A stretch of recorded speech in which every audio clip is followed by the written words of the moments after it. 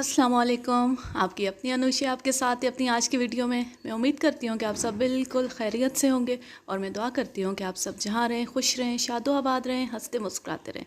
और अगर आपने मेरे चैनल को सब्सक्राइब नहीं किया हुआ तो इसे सब्सक्राइब कर लें। काफ़ी दिन बाद आपसे मुखातिब हो रही हूँ, कोई तकरीबन एक हफ़्ते के वक्फे के बाद। कुछ मसरूफ़ियत थी ईद की वजह से और घर पर भी नहीं हूँ, मैके आई हुई हूँ, तो बस मैं फिर वीडियो रिकॉर्ड नहीं कर सकी, इसके लिए बहुत माज़रत। लेकिन आज मैं हाज़िर हो गई हूँ। आप सब ज़रूर बताइएगा आपकी ईद कैसी गुज़री। और अभी तक ईद की छुट्टियाँ चल रही हैं या ख़त्म हो गई। वैसे ईद के 3 दिन तो गुज़र चुके हैं, आज चौथा दिन है, तो अक्सर जगहों पे ईद की छुट्टियाँ ख़त्म हो चुकी हैं। लेकिन कुछ लोगों ने ये जो 1-2 दिन बाकी थे ये भी ले लिए हैं और पूरा हफ़्ता ही वो छुट्टी का गुजारेंगे।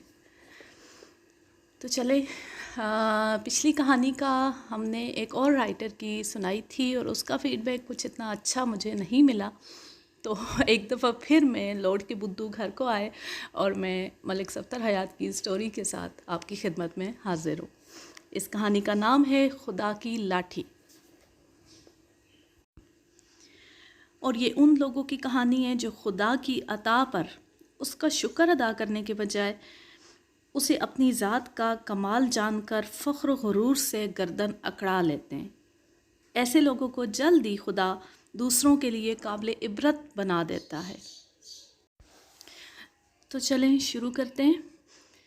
चंद साल पहले की बात है, मैं अपनी नवासी के लिए कुछ कापियाँ और किताबें ख़रीद रहा था।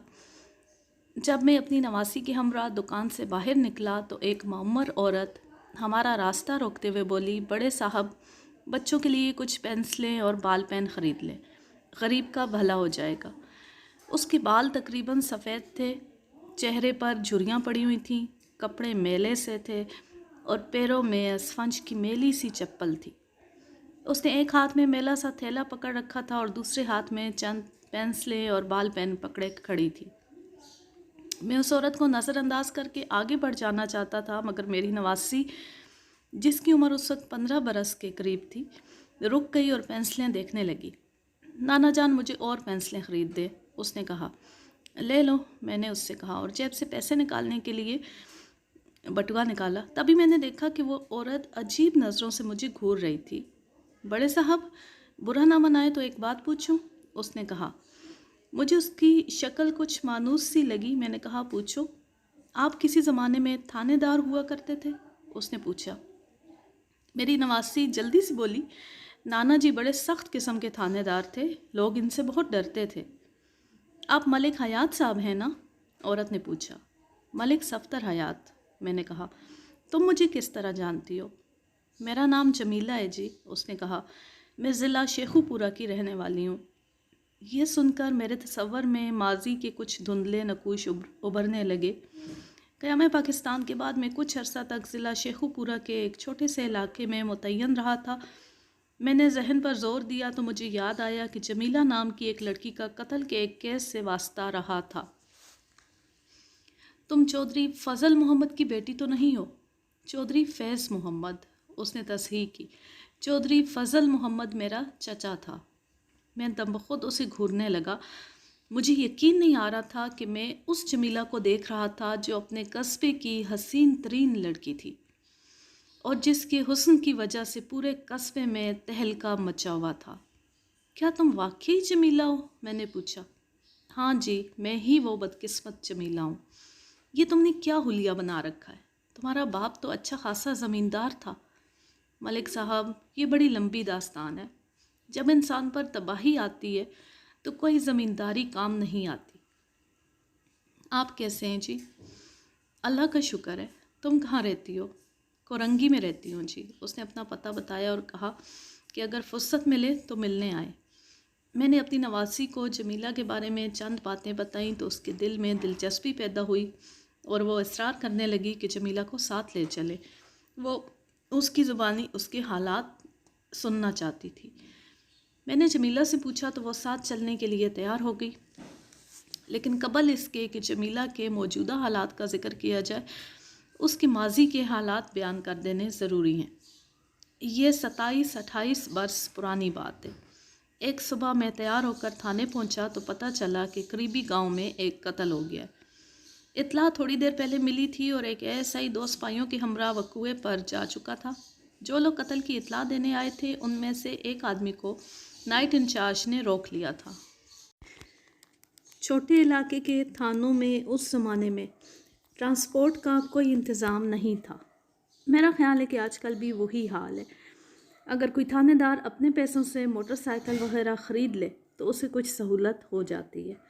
بہرحال قتل کی خبر ملنے کے بعد میں مذکورہ شخص کے ہمراہ بزریہ تانگا وقوعے پر پہنچ گیا۔ جو ایسائی مجھ سے پہلے وہاں پہنچا تھا اس نے مقتول کے بارے میں کچھ معلومات حاصل کی تھی۔ مقتول کا نام شبیر حسین تھا۔ وہ ایک لوہار کا بیٹا تھا، میٹرک تک پڑھا ہوا تھا اور شیخو پورہ کے کسی سرکاری ادارے میں ملازمت کرتا تھا۔ ان دنوں وہ چھٹیاں گزارنے گاؤں آیا ہوا تھا۔ اس کی عمر 26-27 سال کے لگ بھگ تھی اور وہ ہنوز غیر شادی شدہ تھا۔ اس کی لاش گاؤں سے باہر ایک کنویں کے پاس پڑی ہوئی پائی گئی تھی۔ اسے کسی کند آلے سے ہلاک کیا گیا تھا۔ زیادہ تر چوٹیں سر پر لگی تھیں اور وہی مہلک ثابت ہوئی تھیں۔ بعد میں پوسٹ مارٹم کی رپورٹ میں بتایا گیا کہ اس پر ایسی لاٹھی سے وار کیے گئے تھے جس پر لوہے کا سم چڑھا ہوا تھا۔ دیہاتوں میں اکثر لوگ ایسی لاٹھیاں ہتھیار کے طور پر گھروں میں رکھتے ہیں۔ چور ڈاکو سے واسطہ پڑ جائے یا کسی موذی جانور سے سامنا ہو جائے تو یہ لاٹھی بڑی کارآمد ثابت ہوتی ہے۔ چونکہ واردات گاؤں سے باہر ہوئی تھی اس لیے مجھے خیال آیا کہ کھوجی کی خدمات سے فائدہ اٹھایا جائے۔ میں نے ASI سے کہا کہ وہ کسی کھوجی کا پتہ کرے۔ اس کے بعد میں مقتول کے لواحقین سے پوچھ گچھ کرنے لگا۔ سب سے پہلے میں یہ جاننا چاہتا تھا کہ قتل کا محرک کیا تھا۔ مقتول کے باپ کا نام غالباً بشیر حسین تھا۔ اس نے بتایا کہ اس کا بیٹا 3-4 روز پہلے گاؤں آیا تھا اور پیر کی صبح اس کا واپس جانے کا ارادہ تھا۔ اتوار کی رات کو وہ کھانے کے بعد اپنے کسی دوست سے ملنے گھر سے نکلا اور پھر واپس نہیں آیا۔ جب وہ رات کو واپس نہیں آیا تو آپ نے اس کا پتہ کیوں نہیں کیا؟ میں نے پوچھا۔ ہم نے 10 بجے تک تو اس کا انتظار کیا، اس کے بعد ہمیں نیند آ گئی، بشیر حسین نے کہا۔ وہ 50-55 برس کا ایک قوی الجثہ شخص تھا۔ ہمیں فکر اس لیے نہیں ہوئی کہ یار بیلیوں میں دیر سویر تو ہو ہی جاتی ہے۔ ایک روز پہلے بھی وہ دیر سے آیا تھا۔ جاتے وقت وہ باہر سے کنڈی لگا گیا تھا اور ہمیں کہہ گیا تھا کہ ہم اس کا انتظار نہ کریں۔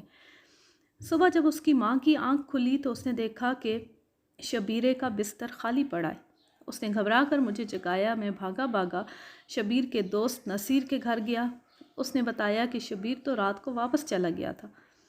میں نے 2-4 گھروں کے دروازے کھٹکھٹائے، مسجد میں جا کر پوچھا لیکن کچھ پتہ نہیں چلا۔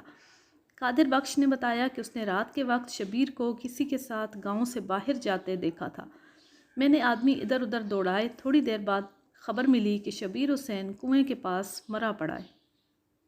اس دوران میں بشیر حسین کی بیوی سکینہ بھی روتی ہوئی کمرے میں پہنچ گئی۔ جس ظالم نے میرے جوان بیٹے کو ختم کیا ہے اس کا بیڑا غرق ہو، اس نے بیان کرتے ہوئے کہا۔ اس پر آسمان سے بجلی گرے، اس کے سارے خاندان پر خدا کا عذاب نازل ہو۔ ہائے وے ربا، میرے سونے گبرو جوان کو پتہ نہیں کس کی نظر کھا گئی۔ بشیر حسین، اگر تم چاہتے ہو کہ تمہارے بیٹے کے قاتل پکڑے جائیں تو میرے سوالوں کے ٹھیک ٹھیک جواب دینا۔ اگر کوئی بات چھپاؤ گے تو پھر میں تمہاری مدد نہیں کر سکوں گا۔ تھانے دار صاحب، میرا جوان بیٹا قتل ہو گیا ہے، میں کیوں کوئی بات چھپاؤں گا؟ آپ جو چاہیں پوچھیں۔ پہلی بات تو یہ بتاؤ کہ تمہاری یا تمہارے بیٹے کی کسی سے دشمنی تو نہیں تھی؟ نہ جی، اس نے دونوں ہاتھ اٹھا کر کہا۔ اللہ گواہ ہے، ہماری کسی سے دشمنی نہیں ہے۔ میں نے اس کی بیوی سے بھی یہی سوال کیا۔ سکینہ بی بی، تمہارے بیٹے کا گاؤں میں کبھی کسی سے جھگڑا تو نہیں ہوا؟ سارا گاؤں گواہ ہے جی، سکینہ نے جواب دیا۔ میرے شبیر نے کبھی کسی سے جھگڑا نہیں کیا تھا۔ ہماری برادری میں جھگڑے فساد کی روایت ہی نہیں ہے۔ کوئی برادری شریکے کا جھگڑا وغیرہ تو نہیں تھا؟ میں نے پوچھا۔ جائیداد یا رشتہ داریوں کے معاملے میں؟ نہ جی، ایسا کوئی جھگڑا نہیں ہے، بشیر حسین نے کہا۔ میرا باپ اللہ کے فضل سے ابھی زندہ ہے، آپ اس کو بلا کر پوچھ لیں۔ ہم 5 بھائی ہیں، سب محنت مزدوری کر کے گزارا کرتے ہیں۔ हमारा बाप भी मेहनत मजदूरी करता था, ना उसने कोई जायदाद बनाई, ना ऐसे किसी बंटवारे की ज़रूरत पड़ी। एक कच्चा पक्का मकान है जो उसने हमारी बेवा बहन के नाम लगा दिया। मैंने उसके भाइयों और उनके बेटों से भी सवालात किए। उन सब की बातों से यह अंदाज़ा हुआ कि उनके दरमियान कोई दुश्मनी या रंजिश नहीं थी। इस दौरान में एएसआई एक खोजी को साथ लेकर गांव पहुंच गया। वह अधेड़ उम्र का एक होशियार शख्स था। उसने अपना नाम कुब्बे शाह बताया। मैंने पूछा, ये कैसा नाम है? सरकार, नाम तो पहचान के लिए होता है, उसने जवाब दिया। कैसा भी हो, पहचान हो जानी चाहिए। माँ बाप ने मेरा नाम अकबर रखा था, लोगों ने कुब्बे शाह मशहूर कर दिया। मैंने सोचा ये भी बुरा नहीं, अब अकबर के नाम से मुझे कोई नहीं पहचानता, कुब्बे शाह के नाम से सब पहचानते हैं। पिछले वक्तों में एक अकबर बादशाह हुआ करता था, अब कुब्बे शाह अपने मन का बादशाह। अकबर बादशाह भी नहीं रहा, कुब्बे शाह भी नहीं रहेगा, पर उसका नाम ज़रूर याद रह जाएगा। अच्छा भाई कुब्बे शाह, नाम तो होता है काम से। अगर तुम अपने काम में माहिर हो तो तुम्हारा नाम ज़रूर बाकी रहेगा। किस्सा तो तुमने सुन ही लिया होगा, बशीर हुसैन लोहार के बेटे को किसी ने कत्ल कर दिया। उसकी लाश अभी तक कुएं के पास पड़ी है। तुमने कातिल का खुरा निकालना है। अगर तुम कातिल तक पहुंच गए तो तुम्हें इनाम इकराम भी मिलेगा और तुम्हारा नाम भी बाकी रहेगा। उसने आजिज़ाना अंदाज में हाथ जोड़े और बोला, सरकार, यही बड़ा इनाम है कि आप मुझे खिदमत का मौका दे रहे हैं। मैंने बड़े बड़े चोरों डाकुओं के खुरे निकाले, अल्लाह ने चाहा तो इस कातिल के डेरे तक भी ज़रूर पहुंच जाऊंगा। एएसआई ने कहा, जनाब, ये बड़ा माना हुआ खोजी है।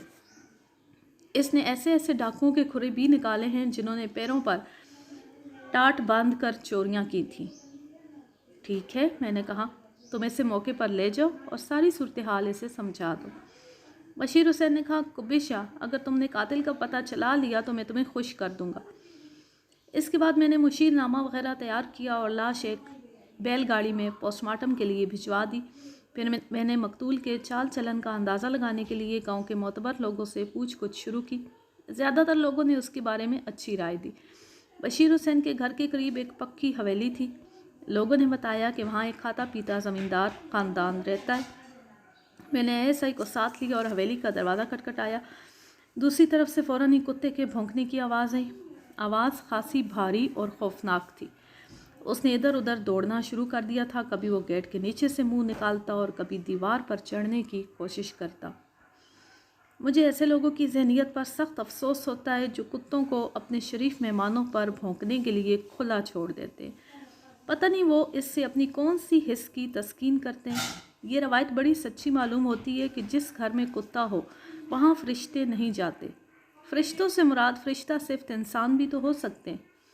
कुत्ता, जिसे फ़ारसी में सग कहते हैं, अगर सगों की घर के हर कमरे में चहलबाजियाँ हों तो फिर कौन शरीफ आदमी इस घर में कदम रखना पसंद करेगा। कुत्ता भी शायद अंग्रेज़ों के आसारे बाकियात में से है। बात दूसरी तरफ निकल गई। मैं हवेली का जिक्र कर रहा था। 2 या 3 मिनट के बाद एक सेहतमंद नौजवान ने दरवाज़ा खोला। उसने बोस्की का कुर्ता पहना हुआ था और लाचा बांध रखा था। गले में काली डोरी भी नज़र आ रही थी। मैंने अपना तारुफ कराया और कहा, मैं बड़े चौधरी साहब से बात करना चाहता हूँ। कुत्ता अब उसके इर्द गिर्द घूम रहा था और ख़ासा खौफनाक किस्म का बुलडॉग था। उसकी ज़ुबान बाहर निकली हुई थी और वो मुसलसल हाँफ रहा था। नौजवान ने नौकर को आवाज़ देकर बुलाया। कुत्ता उसके हवाले किया और हमें अंदर बैठक में ले गया। लम्हा भर के बाद एक रवायती किस्म का ज़मींदार बैठक में आया। भारी जिस्म, घनी मूछें, बाएं कंधे पर रिवॉल्वर की पेटी, सर पर पटका और पैरों में तिल्ले वाली जूती। उसके पीछे एक हुक्का बरदार भी था। वो पहलवानों की तरह चलता हुआ अंदर आया, बड़ी गर्मजोशी से हमारे साथ हाथ मिलाया, तारफ़ी कलमात कहे और अपना नाम चौधरी फ़ज़ल मोहम्मद बताया।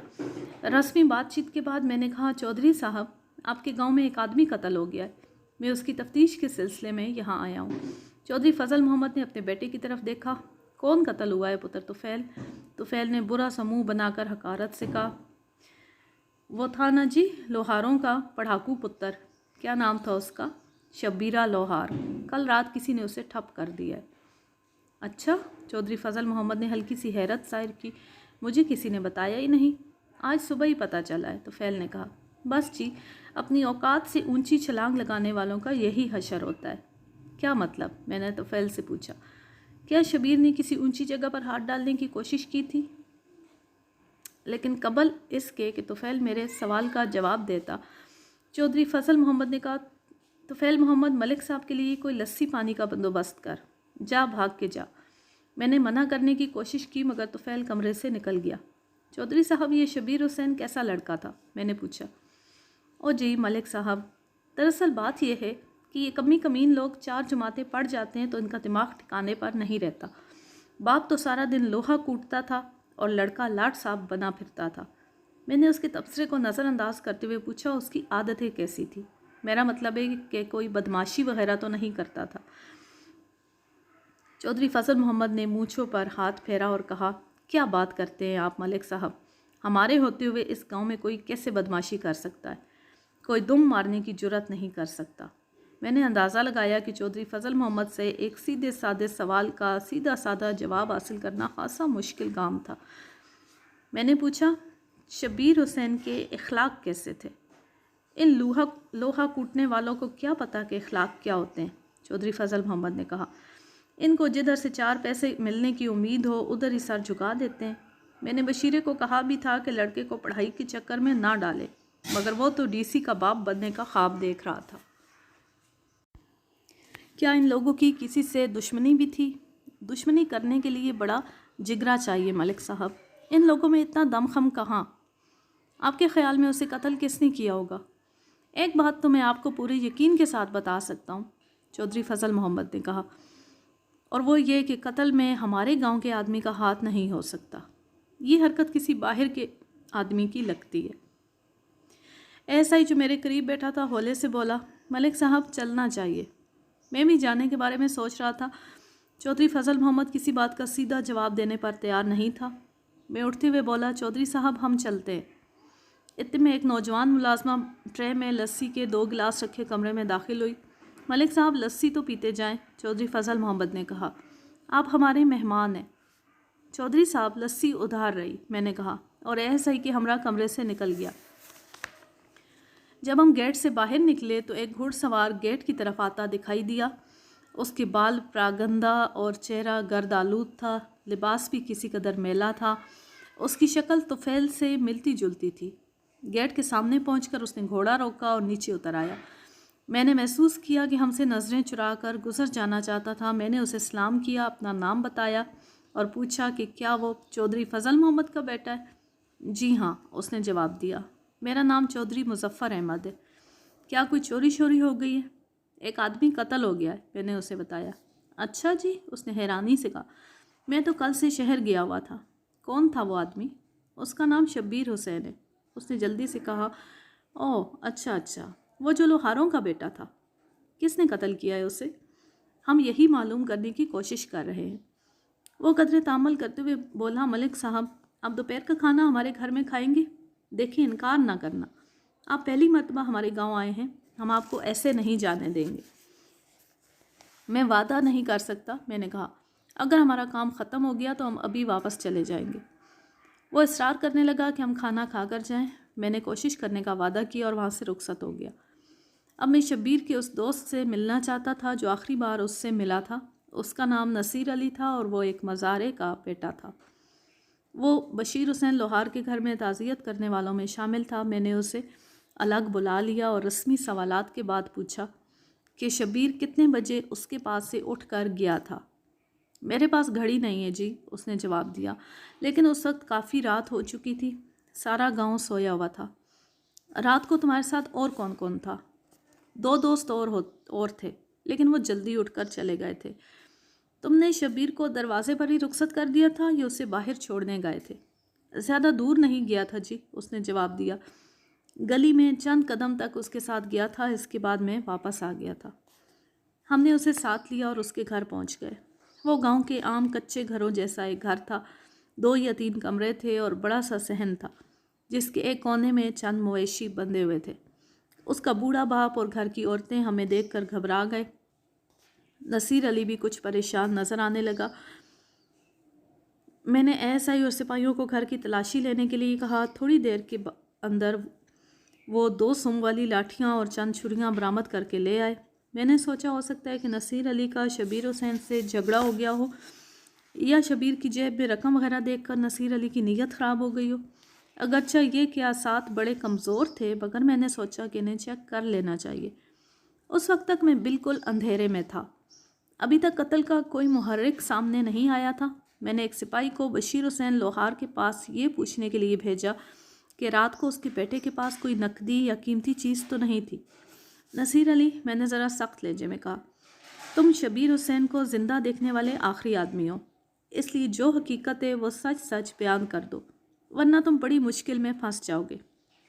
اس نے ہاتھ جوڑتے ہوئے کہا، ملک جی، میں نے بالکل کوئی جھوٹ نہیں بولا۔ شبیر میرا لنگوٹیا یار تھا، ہم بالکل بھائیوں کی طرح ایک دوسرے کو پسند کرتے تھے۔ تمہارا کبھی جھگڑا بھی ہوا تھا؟ ہاں جی، کبھی کبھی جھگڑا بھی ہو جاتا تھا، اس نے جواب دیا، لیکن پھر دوستی ہو جاتی تھی۔ اگر جب سے شبیر کو نوکری ملی تھی اس دن سے تو وہ بالکل پردیسی بن گیا تھا۔ مہینے میں 2-4 دن کے لیے گاؤں آتا تھا اور زیادہ وقت میرے پاس ہی گزارتا تھا۔ اس کی نوکری لگنے کے بعد ہمارا کبھی جھگڑا نہیں ہوا تھا۔ رات کو اس کے پاس کتنی رقم تھی؟ میں نے اس کے پاس کوئی رقم نہیں دیکھی، میرا خیال ہے کہ اس کی جیب خالی تھی۔ ایس آئی نے پوچھا، اس گاؤں میں اور کتنے شبیر حسین ہوں گے؟ وہ سوچتا ہوا بولا، 2-3 اور ہوں گے، ایک تو ادھر ہمارے گھر کے پیچھے ہی رہتا ہے۔ ایس آئی مجھے ایک طرف لے گیا اور بولا، ملک صاحب، ایک بات میرے ذہن میں بری طرح کھٹک رہی ہے۔ کون سی بات؟ جب آپ نے چودھری مظفر کو بتایا تھا کہ مقتول کا نام شبیر حسین ہے تو اس نے بجائے یہ پوچھنے کے کہ کون سا شبیر حسین قتل ہوا ہے، فوراً ہی فیصلہ کر لیا کہ قتل ہونے والا شبیر حسین لوہار ہے، حالانکہ آپ نے اس سے کوئی ایسا اشارہ نہیں دیا تھا۔ سوال یہ پیدا ہوتا ہے کہ اس نے یہ اندازہ کیسے لگا لیا کہ قتل ہونے والا شبیر حسین لوہار ہی تھا؟ میں نے تعریفی نظروں سے ایس آئی کی طرف دیکھا اور کہا، بات تو واقعی بڑی معقول ہے، حیرت ہے کہ میرا ذہن اس طرف کیوں نہیں گیا۔ اب تو چودھری مظفر کی دعوت رد نہیں کی جا سکتی۔ جس سپاہی کو میں نے بشیر حسین لوہار کے پاس بھیجا تھا اس نے واپس آ کر بتایا کہ شبیر کے پاس نقد رقم کوئی نہیں تھی، البتہ ہاتھ پر ایک گھڑی بندھی ہوئی تھی۔ یہ سن کر ایس آئی نے کہا، اس نے مقتول کی کلائی پر کوئی گھڑی نہیں دیکھی تھی۔ میں نے نصیر علی سے پوچھا، کیا شبیر کے ہاتھ پر گھڑی بندھی ہوئی تھی؟ ہاں جی، دیکھی تو تھی، اس نے جواب دیا، بلکہ مجھے یاد آیا کہ شبیر نے وقت بھی بتایا تھا۔ اس نے کہا تھا 11:15 بج رہے ہیں، اب میں چلتا ہوں۔ لیکن صبح جب اس کی لاش دریافت ہوئی تو اس وقت اس کے ہاتھ پر گھڑی نہیں تھی۔ میں نے کہا، تمہارے خیال میں وہ گھڑی کہاں گئی؟ ملک جی، یہ تو اللہ ہی بہتر جانے، میں کیا بتا سکتا ہوں۔ شبیر کی کسی سے دشمنی بھی تھی؟ نہیں جی، شبیر کی کسی سے دشمنی نہیں تھی، وہ تو بڑا مست ملنگ آدمی تھا، نہ جائیداد کا چکر تھا نہ کسی سے دشمنی تھی۔ آخر معاملہ کیا تھا؟ نصیر علی، کیا شبیر گاؤں کی کسی لڑکی سے محبت کرتا تھا؟ یہ سوال سنتے ہی نصیر علی نے گہرا سانس لیا اور جواب دینے میں کچھ تامل کرنے لگا۔ آج کے لیے بس اتنا ہی، اور مجھے لگ رہا ہے کہ ملک صفدر حیات اب بالکل صحیح نشانے پر پہنچے ہیں، صحیح جگہ پہ۔ اب تک وہ ٹامک ٹوئیاں مار رہے تھے، لیکن یہ جو آخری سوال انہوں نے کیا ہے کہ کیا کوئی محبت کا چکر بھی ہے، اور اس پر مقتول کا دوست جس طرح گڑبڑا گیا ہے اور کچھ بتاتے ہوئے ہچکچا رہا ہے، تو اس سے یقین آ گیا ہے کہ کوئی ایسا ہی چکر تھا، اور عین ممکن ہے کہ لڑکی چودھریوں کے گھر کی بیٹی ہو، اس لیے انہوں نے اسے ٹھکانے لگا دیا، اس لڑکے کو۔ اب میں لیتی ہوں آپ سے اجازت، جا رہے، خوش رہیں، شاد و آباد رہیں، ہنستے مسکراتے رہیں، میری ویڈیوز کو دیکھتے رہیں، انہیں لائک کرتے رہیں، اور اگر آپ نے میرے چینل کو سبسکرائب نہیں کیا ہوا تو اسے سبسکرائب کر لیں۔ اللہ حافظ، اللہ نگہبان۔